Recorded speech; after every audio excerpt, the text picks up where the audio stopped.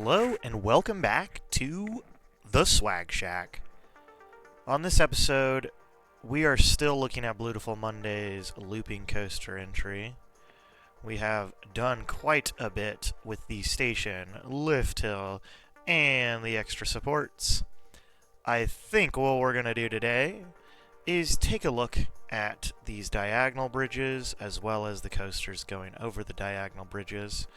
And then potentially, if we have time, we will take a look at this restaurant complex.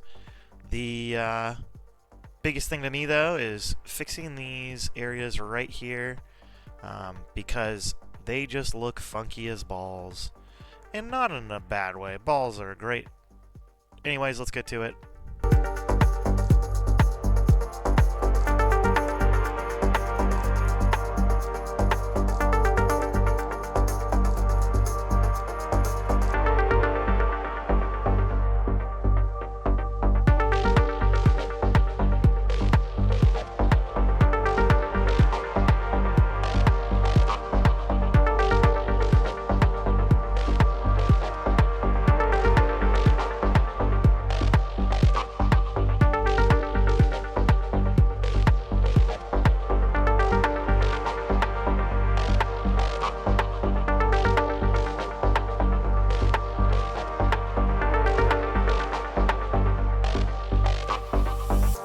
So what we've got going on here now is a reduced look at the bridges. Overall, I'm still not a fan of that diagonal. It's just so big and long.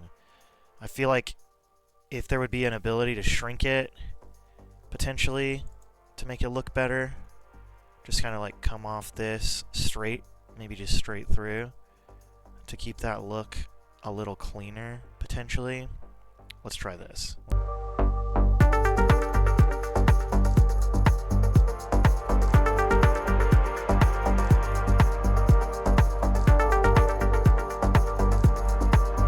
I think I like that, so we'll stick with this, and we'll.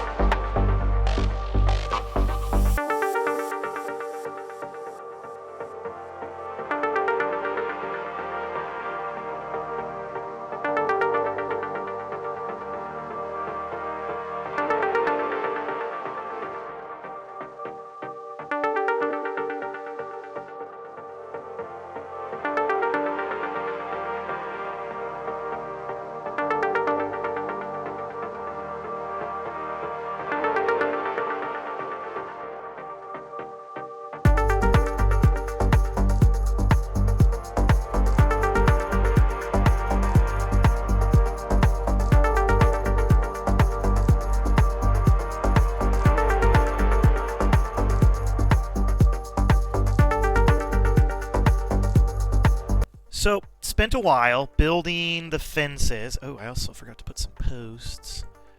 So, typically when you're doing like a custom fence where you're trying to mimic a regular fence with a diagonal. I wonder how that's going to look.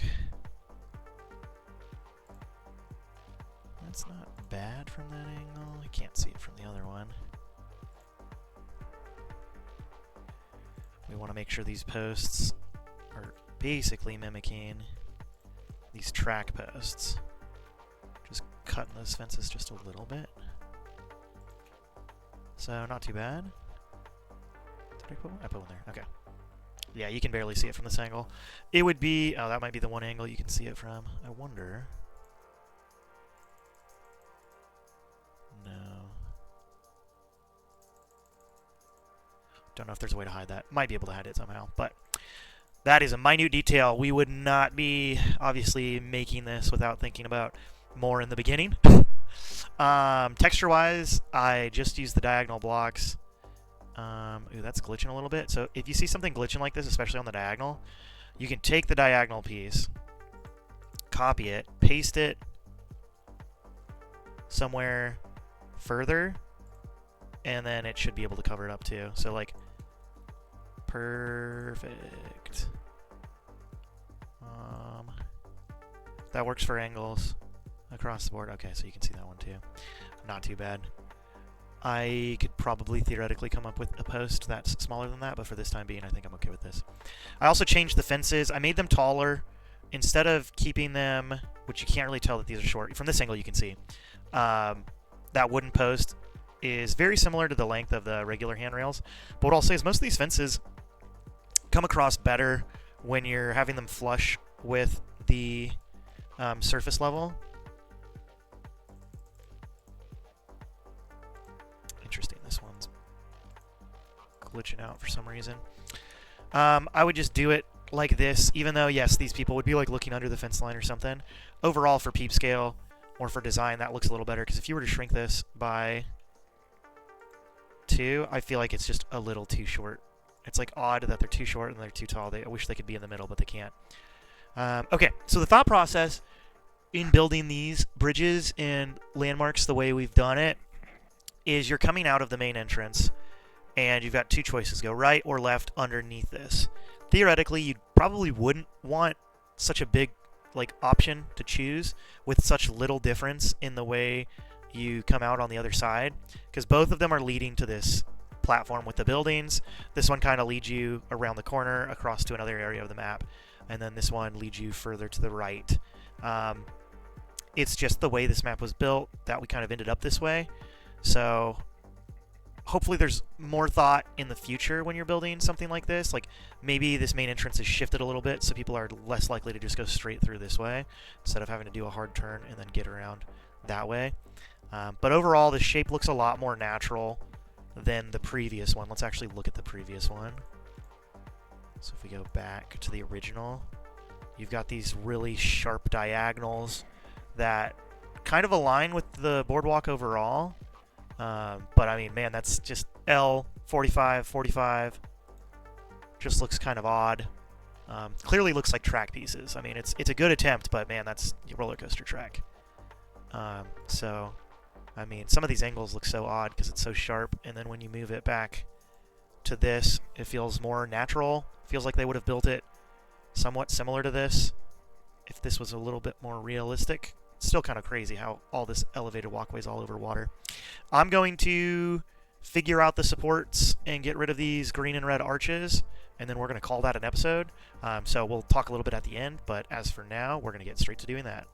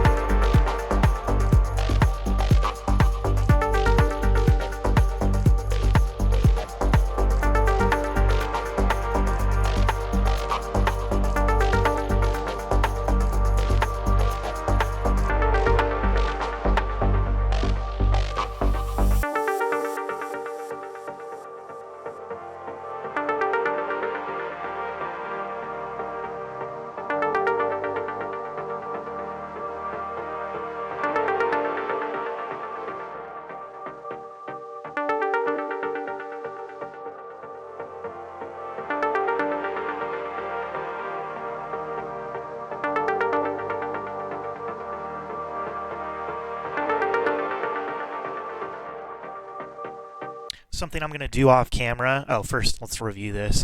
Built some supports that border the boardwalk so they don't actually go through the boardwalk. Kind of got a bracer beam between the two that follows the track. In certain circumstances, you actually might want this to be just a spine of the track.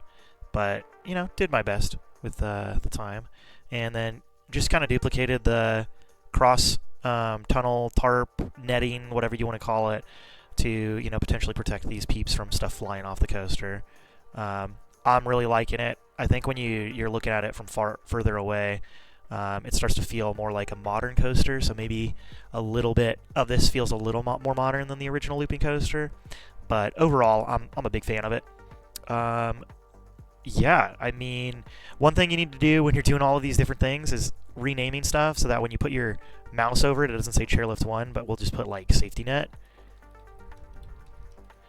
And I'll do that for the rest of this off screen so you guys don't have to watch me type a bunch of stuff. But this is the before, or sorry, this is the after. We'll go back to the before. So yet again, this is the original design. These were looking like supports, I believe, is what Blutiful said. He wasn't really sure. Blutiful was like, I liked the green and the red. It kind of matched the mine theming. And I was like, yeah, okay. You know, do what you want. And then this is what we ended up with. So still didn't really do anything about the texture of the path or anything. But I do think next week we're going to look at this bridge or look at this area over here and try to Swagify it. Thank you for watching. Please like, comment, and subscribe. And I look forward to seeing you all in the next video.